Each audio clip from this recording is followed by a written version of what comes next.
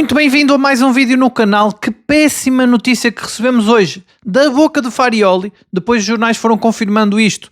Ao que parece, Tiago Silva não vai jogar amanhã com o Rio Ave. Está lesionado. Preocupa-me bastante. O Porto está com muitas lesões esta época. Mais uma. Acho que não é normal. E perguntava-te, não só se achas normal esta onda de lesões numa equipa que está, ainda por cima tinha um plantel tão profundo e cada vez parece, até parece que começa a ter déficit de jogadores. E já agora perguntar-te quem é que achas que vai jogar no lugar de Tiago Silva. Eu acho que vai ser Pablo Rosário, mas mais uma vez não sabemos, não foi perguntado ao Farioli se passa alguma coisa com Pablo Rosário também. Ouvi dizer que Bednarek também está tocado, parece que tem um problema no pescoço, mas já vamos analisar tudo, as palavras de Farioli, todas as possibilidades para esse jogo com o Rio Ave, que não sendo contra uma das melhores equipas do campeonato, é sempre um jogo complicado e é importantíssimo que o Porto ganhe, porque está muito pressionado e é o alvo a bater. E portanto perguntar-te já o que é que achas sobre esta onda de lesões e quem é que vai jogar no lugar do Tiago Silva. Só antes de começarmos o vídeo de hoje, com muita coisa para analisar, primeiro mandar um abraço para os nossos espectadores que ontem de várias partes do mundo pediram para enviar o abraço. É a prova de que, mais uma vez, que o Porto é global, o Porto tem realmente adeptos pelo mundo todo. O Porto não é só a cidade do Porto, como muitos rivais do Porto querem fazer parecer, e portanto enviar um abraço para os portistas de Angola, para os portistas de Moçambique, para os portistas da Suíça, para os portistas de Braga, de Mirandela. Ontem tínhamos também um subscritor que não pediu o abraço, mas que disse que era de Mirandela. Um abraço também para os portistas de Mirandela, Braga e Mirandela, que é aqui mais perto aqui do Porto, mas onde também há muitos portistas, embora eu acho que muitas vezes não são maioria, pelo menos é o que se diz, e também perguntar a essas pessoas daí, dessas cidades, se é verdade ou não, se há essa sensação de que portistas não são maioria, ou se é mentira também, porque às vezes eu, neste canal, desde que faço vídeos, tem caído aqui muitas teorias que às vezes temos ideias feitas que realmente não são verdade em relação aos portistas. Depois também enviar um abraço para os portistas no Brasil, que também pediram um abraço. Portistas dos Estados Unidos, temos bastantes também. Parece que há uma comunidade também muito grande nos Estados Unidos de portistas. Depois também pediram para enviar para a Holanda um abraço para os portistas da Holanda. Os dois seguidores que pediram, os espectadores eram penso que é da cidade de Haia, mas para todos os portistas da Holanda também, para o país todo, acredito que haja mais também. Abraço também para os portistas da Austrália, São Tomé e Príncipe, todos os portistas de São Tomé e Príncipe, também parece que são vários, também que são espectadores aqui do canal. E um abraço para os portistas do Canadá e para os portistas de Luxemburgo e de França, que também são muitos. E portanto deixar um abraço para todos os portistas que estão espalhados pelo mundo e pelo país, não só da cidade do Porto, pelo país inteiro. Se eu me esqueci aqui de algum país, podes também deixar nos comentários, que no próximo vídeo, embora o próximo vídeo seja já o pós-jogo, talvez segunda-feira, eu não me vou esquecer de mandar abraço sobre algum país que eu me esqueci. Depois, em relação ao hype, amanhã é o dia em que eu vou pedir que, se puderes, para deixares o hype, até se tiveres mais que um, como havia um espectador daqui que perguntava se, tendo 3, se não deveria ser um por dia. Podes deixar os 3 no mesmo dia e vai ser amanhã depois do jogo. Já sabes que tenho aqui vídeo no canal logo a seguir ao jogo do Porto com o Rio Ave, e aí eu vou pedir também, depois de amanhã eu peço, em relação ao hype, para tentarmos ser o primeiro canal do Porto, então fazemos história aqui e ficarmos em primeiro na tabela do top 100 do hype do YouTube. Depois pedi que deixes o like, já sabes que o teu like é muito importante para dar uma força ao canal e também para que o vídeo entregue para mais gente. E já agora tinha pensado aqui fazer um desafio hoje contigo, que é, se nós conseguirmos alcançar os 600 likes, que seria um recorde aqui no canal, nunca tivemos mais que 500 e pouco, nunca chegamos aos 600 likes. Se tivermos 600 likes no vídeo de hoje, amanhã eu faço uma live durante o jogo do Porto, para assistirmos juntos ao jogo do Porto com o Rio Ave.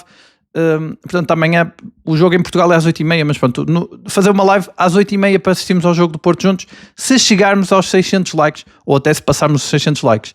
Portanto, fica lançado o desafio, uma novidade aqui no canal, e fica então prometida essa live se chegarmos ou se passarmos os 600 likes neste vídeo. Então, dados todos os recados, vamos começar os assuntos mais importantes de hoje. Muita coisa aqui para analisar. Já sabes, quando fala o Farioli, quando há conferência, há muita coisa. Eu gosto sempre de ver a conferência, há muita coisa que podemos retirar em relação ao jogo seguinte. Ficamos a saber, até começaria por aí, é quase uma curiosidade, mas acho que é uma dúvida que temos tido aqui no canal. Recorrentemente temos falado sobre isso. Farioli abriu a porta e deu a entender que está a preparar Gabri Veiga e Mora, portanto não é só o Mora, para jogar a falso 9. Isto quando lhe perguntaram sobre o facto de ter só 2 pontas de lança, o Mofi e o Denis Gul, e ele deu essa possibilidade. Ele falou desses 2 pontas de lança que tem, e depois falou do Gabri Veiga e do Mora. Disse até que falou com eles, que principalmente para a Liga Europa, que contava com eles e que eles estavam motivados. Achei muito interessante este ponto de vista de Farioli. É verdade que o Mora tem sido muito falado para jogar a falso 9, agora o Gabri Veiga de facto não fazia ideia que também passava pela cabeça do treinador. E acho também muito interessante a questão que ele não coloca a possibilidade de ser Borja Sainz também, o que faz sentido, porque ele falou da Liga Europa. Sabemos que na Liga Europa o Porto não tem Pietuzewski, ou seja, só tem um extremo esquerdo que é o Borja Sainz, e portanto acho que ele nem põe essa possibilidade do Borja Sainz jogar a falso 9. O Borja Sainz que tem estado muito, muito em baixo de forma. Vamos ver no jogo com o Rio Ave. Eu acho que ele vai ser titular, porque é um jogo em casa. Nos jogos em casa o Farioli não usa tanto desequilibradores, e então acho que é possível que seja Borja Sainz. Não sei qual é a tua opinião em relação a isso. É muito difícil prever o 11. Ele vai dando pistas realmente de Farioli, mas é muito difícil. Cada vez mais opções, mais possibilidades e mais lesões que baralham aqui as contas. E depois, enfim, o Farioli falou de muita coisa. Acho que o ponto seguinte que me deixou muito surpreendido e aqui pela negativa foi essa questão que eu dizia no início do vídeo. Tiago Silva lesionado. Bem, isto aqui já começa a ser preocupante. O Porto tem muitas lesões e mais uma vez é no joelho. É verdade que esta lesão não é grave, ao que parece, mas são muitas lesões. Eu por acaso já tinha, ao preparar este vídeo, já tinha-me chegado a informação de que Bednarek estava, não em dúvida, mas estava tocado, tinha ali um problema no pescoço. Já me disseram também, há muita gente aqui, há muitas teorias, e já agora, mais uma vez, os jornalistas voltaram a não perguntar nada sobre o Pablo Rosário. Mas eu tenho essa questão do Pablo Rosário, se houve realmente alguma coisa. Ontem um espectador nosso sugeria até, e eu acho que pode ser isso, as declarações de Pablo Rosário. Ele é sempre muito frontal e muito direto e muito aberto nas declarações pós-jogo. E é verdade que depois do jogo com o Casa Pia, o Pablo Rosário disse várias coisas do género: era óbvio que o Porto algum dia tinha que perder. Não sei se isto aqui, acho que essa frase em si pode não afetar, acho que não é grave, mas não sabemos qual é o código dos jogadores interno. Pode ser uma coisa assim, algo mais grave, ou pode ser lesão, pode ser um toque, como muita gente tem dito, pode ter algum problema. O Pablo Rosário também, assim como o Bednarek, que também, ao que parece, teria no pescoço e não estava no boletim clínico. Mas realmente são muitas lesões, muitos problemas, algumas mais graves como o De Jong e o Samu. Agora é o Tiago Silva, o Kivior já não estava disponível também. E depois, claro, olhamos para as contratações que o Porto fez. Martim Fernandes também não está disponível. Olhamos para as contratações de janeiro e muita gente dizia, por exemplo, que contratar mais um central não era preciso quando chegou o Tiago Silva. Muita gente dizia que mais um ponta de lança quando chegou o Mofim também não era preciso. Bem, a verdade é que olhando a quantidade de lesões que o Porto tem, eu acho que o Porto está pior do que estava no início da época em termos de lesões. Realmente não há plantel que aguente isto. O Porto precisa quase de 3 plantéis para aguentar tudo isto. É verdade que o Porto tem opções, por exemplo, pode jogar o Perpites ou o Pablo Rosário, por isso é que eu perguntava no início do vídeo quem é que achas que vai jogar naquela posição. Tem até o Gabriel Braz da equipa B, mas mais uma vez eu digo aquilo que eu tenho dito sempre: o Farioli não tem perfil para apostar em jogadores da equipa B, portanto acho que Gabriel Braz será sempre a última das últimas opções. Acho que ele mais depressa adapta um ponta de lança à central do que lança um jogador da equipa B. Isto é a minha visão em relação àquilo que o Farioli tem feito. Não sei, ele pode sempre contrariar-me, mas até hoje não contrariou nenhuma vez. O único jogador que jogou alguns minutos foi o Alarcón, e foi na Taça da Liga e ali num jogo da Liga Europa em que ele estava a rodar muita equipa. Penso que foi o jogo, se não me engano, com a Estrela Vermelha, em que ele até comete um erro ali defensivo, mas realmente, à exceção do Alarcón, não vejo. E o Alarcón era aquele jogador híbrido que fazia parte um pouco do plantel principal também. Mas realmente não vejo Farioli apostar em jogadores de equipa B. Acaba por ter estas duas opções: Pablo Rosário e Perpites.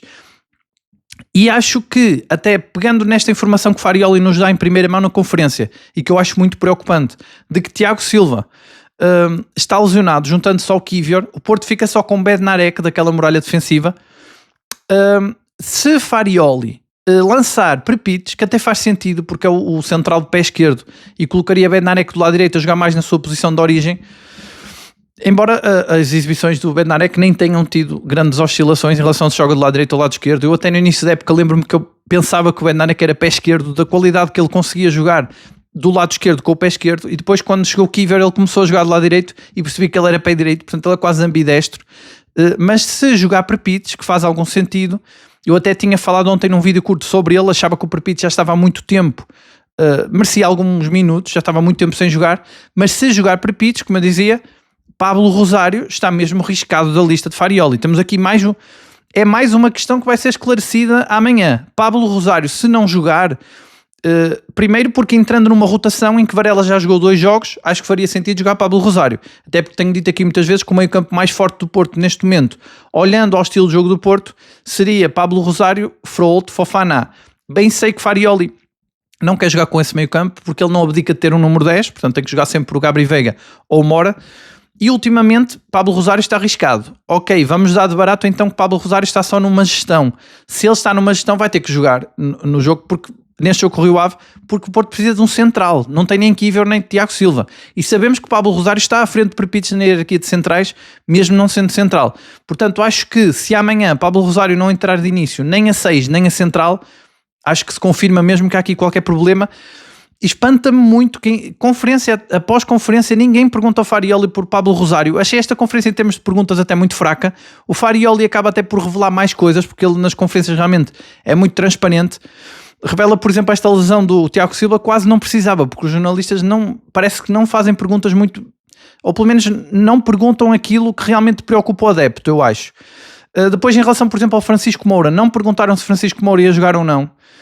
Eu já disse que esta questão de Francisco Moura é mais uma questão, incluindo assim como a do Pablo Rosário, em que, como analista, como adepto, e acho que a maior parte dos adeptos preferem o Zaidu, é um jogador querido da massa adepta, já está há muitos anos no Porto, fez um bom jogo com o Nacional, a lógica indicaria que Zaidu tem que jogar a titular, só que Farioli não pode deixar cair Francisco Moura, vai ter que o colocar a titular, vai ter que mostrar confiança no jogador contra tudo e contra todos, um pouco como fez com o Samu quando ele falhou 2 penaltis. E eu já tenho dito aqui muitas vezes, vai ser o jogo com o Rio Ave que vai mostrar se realmente Farioli defende Francisco Moura ou não. Eu por acaso vi que o Farioli falou do Kíver não poder jogar e não fechou a porta totalmente ao Martim Fernandes. Há aqui uma terceira possibilidade que eu já tinha dito no vídeo de ontem, que é ele lançar o Martim Fernandes ou o Kíver, não sei qual deles vai estar em melhor forma. Se bem que ele já disse que não lançava o Kíver nesta conferência de imprensa, ele disse que o Kíver estaria apto, mas ele não queria arriscar porque ainda era muito prematuro para o lançar e queria poupá-lo para os jogos seguintes. Então acho que pelas palavras dele fica uma porta ali um pouco entreaberta para a entrada do Martim. Seria a forma que ele teria de fugir a esta questão de Francisco Moura ou Zaidu, lançaria Martim e meio que empurrava o problema com a barriga.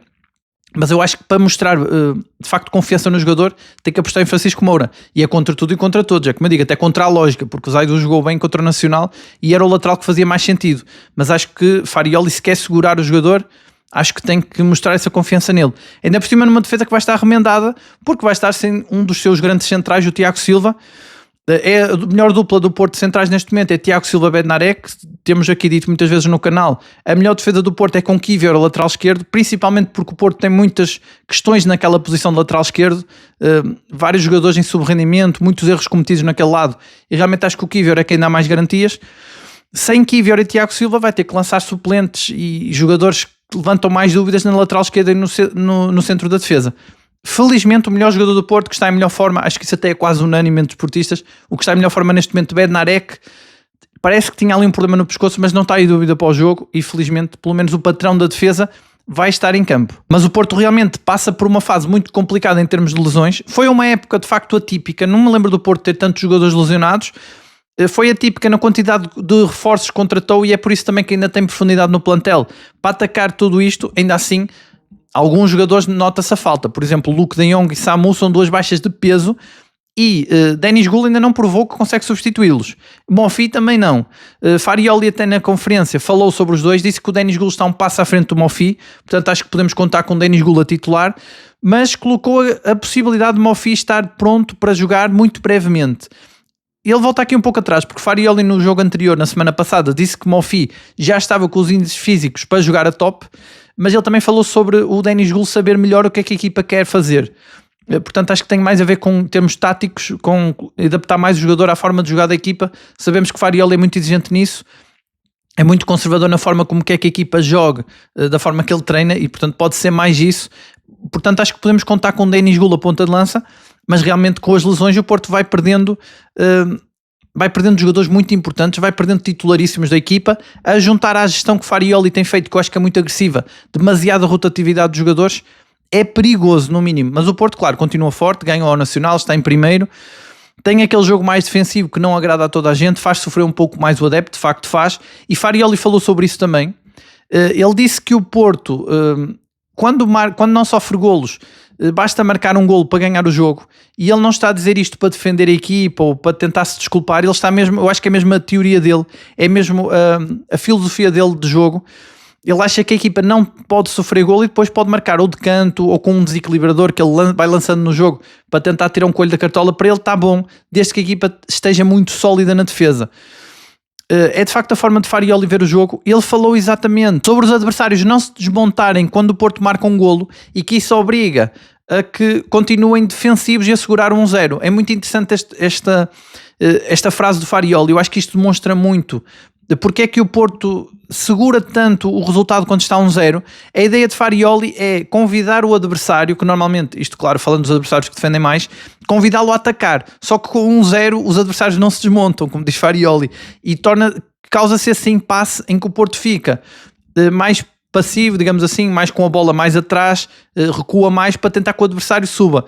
Eu tenho dito isto muitas vezes e acho que é por isso que o Porto vai ser muito forte na Liga Europa. Farioli joga muito com isto. Joga com a sua capacidade defensiva para, quando marca golo, convidar os adversários a atacar. Foi o que aconteceu, por exemplo, com o Gil Vicente, em que acho que foi a última goleada que o Porto deu, ganhou 3-0, e foi depois da expulsão do Gil Vicente, quando a equipa se sentiu mais confortável. Ou seja, o Porto quer convidar o adversário a atacar para depois, quando está a ganhar 1-0, para conseguir explorar as costas. Só que os adversários não têm feito isso, claro. Quando falamos do Nacional, ou até deste Rio Ave que vem jogar ao Dragão, é claro que 1-0 para eles não é assim tão mau, e eles não se vão desmontar tanto, e Farioli claramente queria isso, queria que o Porto marcasse e o adversário atacasse. Isto, olhando para as palavras dele, acho que ele foi bastante transparente nesse aspecto. Já todos percebemos que é a forma como ele vê o futebol, mas o seu perfeccionismo e a sua qualidade de trabalho tem feito com que os adversários não consigam anular isto, e o Porto tem ganho muitos jogos. Por é verdade, só não embarco muito. Eu também concordo que o Porto poderia ganhar com mais facilidade, tem jogadores para isso, poderia tentar ganhar por mais golos, mas só não embarco muito naquela crítica que diz que o Porto não pode ser campeão jogando assim, porque então o Sporting também não podia. Já tenho dito aqui muitas vezes que há um excesso também fruto da imprensa de ser sempre mais amigável para o outro lado, de dizer que o Sporting merece mais ganhar porque o Porto só ganha por 1. Só que o Sporting também muitas vezes ganha por 1. Vimos com o Famalicão toda a polémica também que houve. Acho até que o treinador de Sporting ontem, eu foquei mais naquilo que ele tinha dito sobre o Porto, que eu não tinha entendido, e já agora agradecer às pessoas que explicaram que ele estava a falar do caso da televisão, que é incrível. O treinador de Sporting está preocupado com isso. Mas realmente acho que o treinador de Sporting disse exatamente isso, que não se importava de ganhar sempre por um golo. E até é mais vazia a explicação dele, porque ele não explica tanto a sua ideia de jogo. Farioli deixa claro que para ele ganhar por 1, desde que a defesa se mantenha sólida, é muito bom. Portanto, até foi mais claro a explicar. É como dizia Mourinho quando jogou contra o Porto, que o Porto era fácil de prever, mas realmente é muito difícil de eliminar ou de conseguir evitar que o Porto fira o adversário, mesmo estando tão fraco na finalização. Eu hoje olhava, por exemplo, para os números do PP. O PP é o extremo do Porto que tem jogado mais. É um dos jogadores que mais jogos tem feito. Eu acho que ele só falhou 2 jogos, ou 3, se não me engano, e já não marca golos há mais de 2 meses. Portanto, o Porto está com muita dificuldade na finalização. Tem a ver com essa exigência do Farioli de muita intensidade defensiva. E o Porto tem-se tornado cada vez mais forte nesse momento. Aliás, o Porto sofreu golos contra o Casa Pia e contra o Sporting. Farioli não gostou nada. Aumenta a carga também, a intensidade da equipa para evitar, porque sabemos, aliás nós já tínhamos falado sobre isto, sabemos que ele analisa os adversários e tenta anulá-los ao máximo, independentemente do adversário que seja, e nisso o Porto até nem costuma facilitar mesmo quando o adversário é mais fácil, e eu até tinha dito aqui que o Porto facilitou com o Casa Pia, não vai voltar a acontecer, e o Farioli na conferência disse exatamente isso, puxou o exemplo do Casa Pia para dizer que não vai facilitar com o Rio Ave, mas realmente acho que o Farioli exige mais ainda da equipa, para evitar todos os ataques do adversário, e ainda tem mesmo assim que conseguir atacar e os próprios desequilibradores terem que desequilibrar, mesmo estando tão forte defensivamente, e acho que pode até ser esse excesso de carga que faz com que haja tantas lesões, tantas baixas, e eu acho que quando eu já defendi esta teoria aqui há uns vídeos atrás, e havia muita gente que dizia, e com alguma razão, mas se o Porto não ataca tanto, não está a ser aquele rolo compressor de início da época, como é que se explica que os jogadores se lesionem? Qual é essa intensidade? É uma intensidade diferente, não é uma intensidade só virada para o ataque, é uma intensidade também virada para trás, para defender e para ter mais intensidade com o adversário. Eu acho que isso desgasta muito a equipa e acho que só isso pode explicar também esta onda de lesões que eu acho muito preocupante. Eu já falei aqui várias vezes, ficou-me na mente aquelas palavras do Vilas Boas, não sei se te lembras, numa paragem de seleções, penso que foi na segunda, em que o Luke de Jong teve a tal recaída, ele estava lesionado, recuperou e depois voltou a lesionar-se. E o Vilas Boas disse que se houvesse mais uma lesão igual ao de Jong, os objetivos do Porto ficavam comprometidos. Ora, já houve mais uma, a do Samu, e há mais um conjunto de lesões que não sendo tão graves, também acabam por desfalcar a equipa numa altura muito importante. Tiago Silva, Kiwior, Martim Fernandes, são muitos jogadores. Depois aqueles não tão oficiais como o Pablo Rosário, que não sabemos se é lesão ou se é algum problema de balneário. Temos vários jogadores com queixas que vai se acumulando e isso é preocupante para uma equipa do Porto que, ok, tem um plantel muito profundo, mas precisa dos seus melhores jogadores. Claro que tem Perpites, Gabriel Braz e Pablo Rosário, por exemplo, mas o melhor central é Tiago Silva e ele estar lesionado é um problema. Claro que tem várias opções para o lateral esquerdo, mas quem estava a jogar melhor ali era o Kiwior. Dá mais garantias até defensivamente e, como eu dizia, elogiei muito aqui aqueles 4, Pablo Rosário, Tiago Silva, Bednarek e Kiwior, a forma como os 4 se compensam muito na defesa, isso é inigualável. E se começa a haver muitas baixas, neste momento desses 4 só há Bednarek, eu acho que isso é um pouco preocupante. Espero que não afete, realmente o Porto tem muita profundidade, mas não é a mesma coisa jogar com o Perpites, que eu nem sei em que forma é que ele estará fisicamente, porque já não joga há muito tempo mesmo o Perpites, por isso que também te pergunto se achas que ele está em condições de entrar assim a titular. Se não me engano, eu acho que o último jogo do Perpites foi na Liga Europa, não sei se contra que equipa foi, não sei se foi Estrela Vermelha. Houve ali um jogo em que o Perpites, não sei se te lembras, viu um amarelo por protestos e ele foi muito criticado pelo Bednarek, pelo Farioli, levou ali várias puxões de orelhas. Acho que foi a última vez que ele jogou e como vemos o Farioli, isso é um exemplo de como o Farioli é muito exigente até nesse aspecto e pode até o desaparecimento de alguns jogadores como o Pablo Rosário e aqui do Perpites pode estar ligado a esses pormenores que para o Farioli são por maiores e é por isso também que a equipa está onde está e a fazer uma época histórica. Depois o Farioli, que nunca foge a nenhuma pergunta, acabou por falar também sobre o caso do Prestiani com o Vinícius Júnior. Eu até puxo esse assunto não tanto pela resposta dele, acho que foi uma resposta até bastante vaga, podia ter sido mais específico, mais agressivo. Não lhe ficava mal, porque é um caso em que eu acho que é muito fácil entender qual é o lado certo e é fácil responder. Ele usou ali o exemplo da filha, enfim, respondeu bem. Também ele não é obrigado a responder, apesar de ele responder a tudo. Já disse aqui muitas vezes que às vezes Farioli ganhava mais em fugir um bocado às perguntas, mas ele respondeu bem. Agora eu puxaria este assunto para falar sobre uma notícia que surgiu hoje de que o Porto enviou uma carta para a Liga e para a Federação a pedir que tome medidas e que principalmente se posicione em relação ao que aconteceu. E é engraçado como o Porto, mais uma vez, isto também tinha acontecido no jogo do Famalicão Sporting, que eu não me tinha percebido que o gol tinha sido mal anulado. Mais uma vez o Porto chama a atenção para um facto que eu não tinha percebido. É que a Liga e a Federação ainda não se posicionaram. E sabemos bem como isto pode ser sinal, mais uma vez, de que eles estão ali entalados.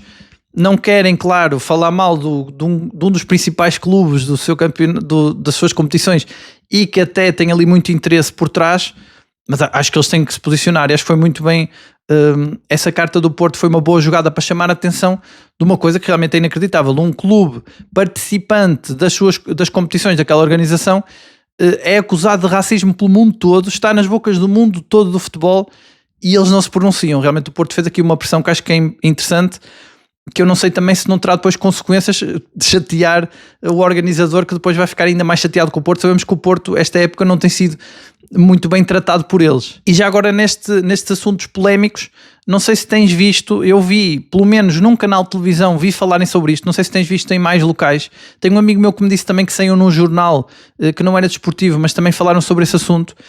Parece que se está a falar muito sobre um caso, que nem é nada, mas que é o Rio Ave, vai ser a primeira equipa que vai ao Dragão depois do jogo do Sporting no Dragão e que vai ver o balneário do visitante, como é que está decorado. Eu acho isto impressionante, como é que continua-se a falar sobre isto, continua-se a colocar um peso sobre uma coisa que sinceramente não é nada. Ainda por cima o Porto já provou, até com aquele vídeo do youtuber que eu até falei aqui, já provou que tem aquela decoração do balneário por causa do museu, já tem desde setembro, nunca ninguém se incomodou com isto, ao que parece mesmo a Liga também aprovou.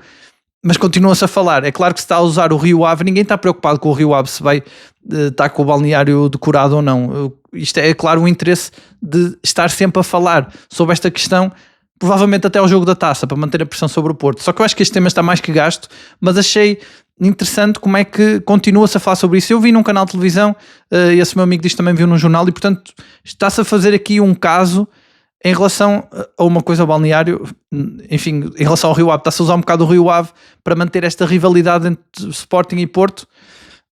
de um caso que eu acho que não foi assim tão grave, mas continua-se a falar sobre ele. E vamos então daqui a umas horas ter o Porto Rio Ave para o campeonato.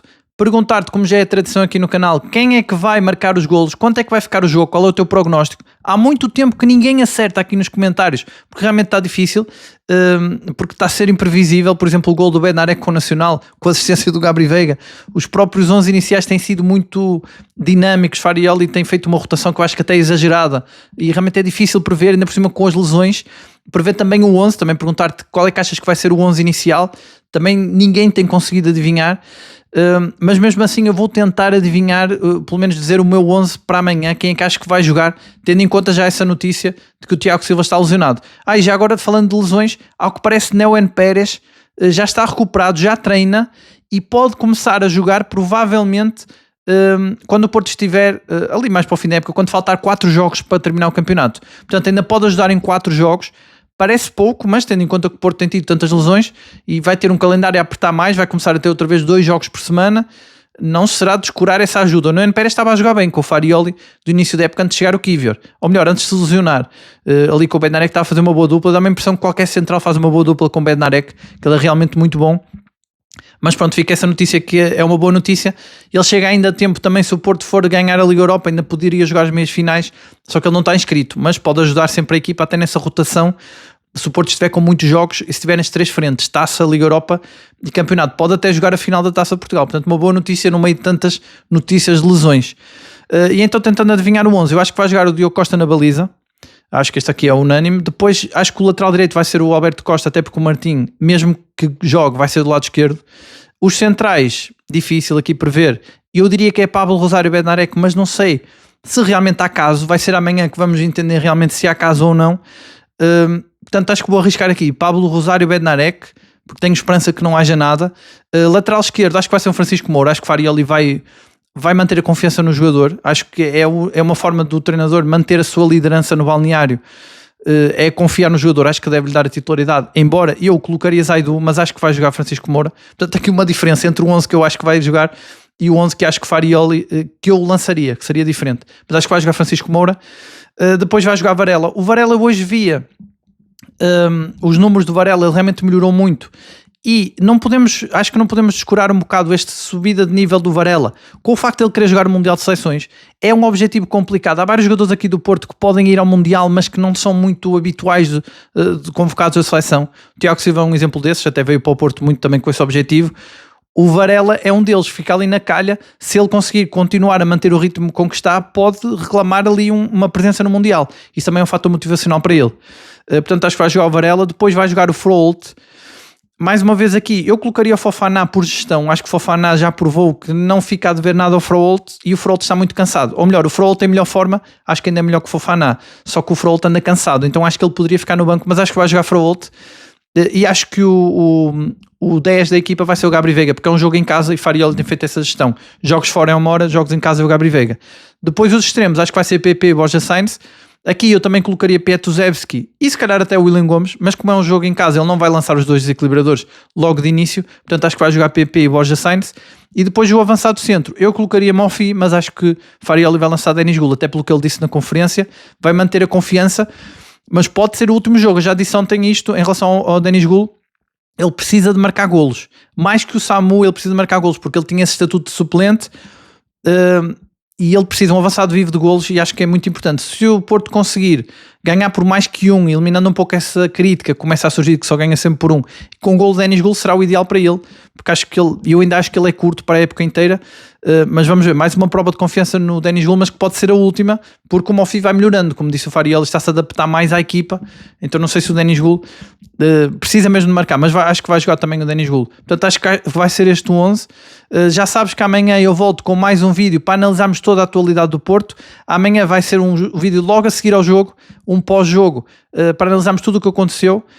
Há essa possibilidade de fazermos uma live durante o jogo, para reagirmos aqui em direto ao que está a acontecer no jogo, mas para isso, já coloquei aqui o desafio, é se este vídeo atingir os 600 likes, 600 ou mais. É um recorde no canal, nunca tivemos, já tivemos 500, já tivemos perto dessa meta de 600, mas se o vídeo chegar a 600 likes, fica aqui a promessa que faço a live amanhã a assistir ao jogo. Mas caso não cheguemos, temos garantido esse vídeo, como sempre, como já é a tradição do canal, logo a seguir ao jogo para analisarmos tudo o que aconteceu. Depois também no vídeo da manhã vou pedir para dar hype, então vamos ver se é amanhã que conseguimos ficar em primeiro no top 100 do hype do YouTube. E de resto é isso, pedi que subscrevas o canal se ainda não subscreveste, que partilhes com algum amigo que goste deste tipo de conteúdo. E de resto já sabes, análise diária ao Futebol Clube do Porto e sem filtros é só aqui. Um abraço e até amanhã.